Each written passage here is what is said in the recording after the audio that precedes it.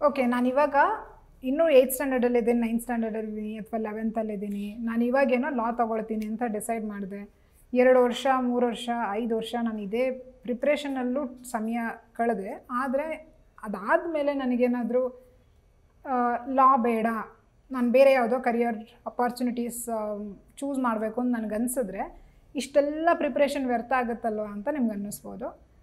ಆ ಥರ ಏನೂ ಇಲ್ಲ. ಯಾಕಂದರೆ ನೀವು 12th ಎಕ್ಸಾಮ್ ನೀವು ಕಾಮರ್ಸ್ ಅಥವಾ ಆರ್ಟ್ಸಲ್ಲಿ ಮುಗಿಸಿದ್ರಿ ಅಂತ ಇಟ್ಕೊಳ್ಳಿ, ಅಥವಾ ನೀವು ಸೈನ್ಸಲ್ಲೇ ಮುಗಿಸಿದ್ರಿ, ಆದರೆ ನಿಮಗೆ ಎಂಜಿನಿಯರಿಂಗ್, ಮೆಡಿಸಿನ್ ಅದೆಲ್ಲ ಅಥವಾ ಸೈನ್ಸ್ ಸಬ್ಜೆಕ್ಟ್ಸ್ ಯಾವುದು ಬೇಡ, ನೀವು ಮ್ಯಾನೇಜ್ಮೆಂಟ್ಗೋ ಲಾಗೋ ಸ್ವಿಚ್ ಆಗಬೇಕು ಅಂತಿದ್ದೀರಾ ಅಂತ ಅಂದ್ಕೊಳ್ಳಿ.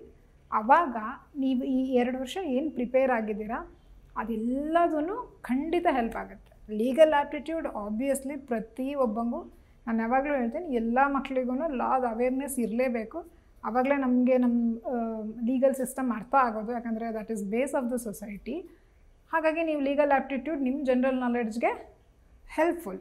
ಅದ್ರ ಜೊತೆಗೆ 4 ಸೆಕ್ಷನ್ಸ್ ಇದೆಯಲ್ಲ, logical reasoning, current affairs and GK, data interpretation ಅಥವಾ ಬೇಸಿಕ್ ಮ್ಯಾಥ್ ಆ್ಯಂಡ್ ಇಂಗ್ಲೀಷ್. ಈ 4 ಸೆಕ್ಷನ್ಸ್ ನೀವೇನು ಓದ್ತೀರಾ, ಇದು ನೀವು ಏನೇ ಡಿಸೈಡ್ ಮಾಡಿ, ನಾನು ಮ್ಯಾನೇಜ್ಮೆಂಟ್ ಎಂಟ್ರೆನ್ಸಸ್ ಬರೀಬೇಕು ಅಂತ ಡಿಸೈಡ್ ಮಾಡಿದ್ರಿ ಅಂತ ಇಟ್ಕೊಳ್ಳಿ, ಇದೇ 4 ಸೆಕ್ಷನ್ಸ್ ನೀವು fashion designing, fashion technology, hotel management, journalism ಯಾವುದು ಬರಿತೀನಿ ಅಂತಂದ್ರೂ ಈ 4 ಸೆಕ್ಷನ್ಸ್ ಇದ್ದೇ ಇರುತ್ತೆ. ಇದ್ರ ಜೊತೆಗೆ ನೀವು ಅಡಿಷ್ನಲ್ ಒಂದೊಂದು ಸಬ್ಜೆಕ್ಟ್ ಪ್ರಿಪೇರ್ ಆಗಬೇಕು, ಡಿಪೆಂಡಿಂಗ್ ಆನ್ ನೀವು ಯಾವ ಏರಿಯಾ ಚೂಸ್ ಮಾಡ್ತಾ ಇದ್ದೀರಾ ಅಂತ. ನೀವು ಒಂದು ವೇಳೆ ಹೋಟೆಲ್ ಮ್ಯಾನೇಜ್ಮೆಂಟ್ ಮಾಡ್ತೀನಿ ಅಂತಂದರೆ ಸರ್ವಿಸ್ ಆ್ಯಪ್ಟಿಟ್ಯೂಡ್ ಅಂತ ಒಂದು ಅಡಿಷ್ನಲ್ ಸಬ್ಜೆಕ್ಟ್ ಇರುತ್ತೆ. ನೀವೊಂದು ವೇಳೆ BComಗೆ ಎಂಟ್ರೆನ್ಸ್ ಬರೀತೀನಿ ಅಂತಂದರೆ ಬೇಸಿಕ್ಸ್ ಆಫ್ ಅಕೌಂಟೆನ್ಸಿ ಕೇಳ್ತಾರೆ, ಇದೇ 4 ಸೆಕ್ಷನ್ಸ್ ಜೊತೆ.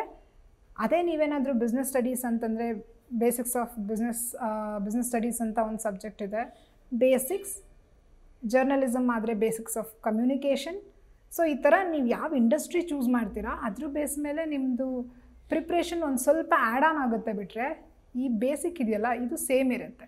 ಸೊ ಇದು ನೀವು ಕರಿಯರ್ ಸ್ವಿಚ್ ಮಾಡೋದಕ್ಕೆ ಪ್ಲ್ಯಾನ್ ಮಾಡಿದ್ರೆ, ಅಲಾಂಗ್ ವಿತ್ ದಿಸ್ ಒಂದು ವೇಳೆ ನೀವು ಡಿಸೈಡ್ ಮಾಡಿದ್ರಿ, ಇಲ್ಲ ನಾನು ಗ್ರ್ಯಾಜುಯೇಷನ್ ನಾರ್ಮಲ್ ಯಾವುದೋ ಕಾಲೇಜಲ್ಲಿ ಮಾಡಿಬಿಟ್ಟು ನಾನು UPSC ಬರಿತೀನಿ, ಬ್ಯಾಂಕಿಂಗ್ ಎಕ್ಸಾಮ್ಸ್ ಬರಿತೀನಿ, ಇನ್ನೇನೋ SSC staff selection commission exam ಇದೆ, ರೈಲ್ವೇಸ್ ಎಕ್ಸಾಮ್ ಇದೆ, ಇದೆಲ್ಲ ಬರಿತೀನಿ ಅಂತಂದ್ರೂ ನೀವು ಯಾವ ಸಿಲೆಬಸ್ ಆದರೂ ತೆಗೆದು ನೋಡಿ, ಇದೇ ಲಾಜಿಕಲ್ ರೀಸನಿಂಗ್, ಇದೇ ಇಂಗ್ಲೀಷ್, ಇದೇ ಕರೆಂಟ್ ಅಫೇರ್ಸ್ ಚೇಂಜ್ ಆಗ್ಬೋದು ಡಿಪೆಂಡಿಂಗ್ ಆನ್ ಯಾವ ಇಯರ್ ನೀವು ಎಕ್ಸಾಮ್ ಬರೀತೀರಾ ಅಂತ.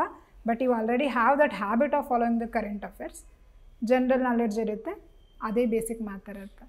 ಸೊ ನೀವು ಫ್ಯೂಚರಲ್ಲಿ ಏನು ಮಾಡ್ತೀನಿ ಅಂತಂದ್ರೂ accept for the core subjects I am saying, ನೀವು ಕೋರ್ ಸಬ್ಜೆಕ್ಟ್ಸ್ ಅಂತಂದರೆ ನಾನು ಡಾಕ್ಟ್ರ್ ಆಗಲ್ಲ, ಎಂಜಿನಿಯರ್ ಆಗಲ್ಲ, ಅಥವಾ ನಾನು ಸೈನ್ಸಿಗೆ ಸಂಬಂಧಪಟ್ಟ ಹಾಗೆ ಏನೂ ಮಾಡಲ್ಲ, ಆರ್ಟ್ಸ್ ಕಾಮರ್ಸಿಗೆ ಸಂಬಂಧಪಟ್ಟ ಹಾಗೇ ನಾನು ಕರಿಯರ್ನ ಆಯ್ಕೆ ಮಾಡ್ಕೊಳ್ತೀನಿ ಅಂತಂದರೆ, ನೀವೆಲ್ಲಿ ತನಕ ಆದರೂ ಹೋಗಿ ಗ್ರ್ಯಾಜುಯೇಷನ್ ಮುಗಿಸಿ ಕ್ಯಾಟ್ ಬರಿತೀನಿ ಅಂತ ಹೋಗಿ ನಿಮ್ಮ ಈ ಪ್ರಿಪ್ರೇಷನ್ ಏನಿದೆ ಅಲ್ಲ, ಎಲ್ಲದೂ ನಿಮ್ಗೆ ಖಂಡಿತ ಹೆಲ್ಪ್ ಆಗುತ್ತೆ. ವೇಸ್ಟ್ ಆಗೋದೇ ಇಲ್ಲ 2 years aptitude training for sure.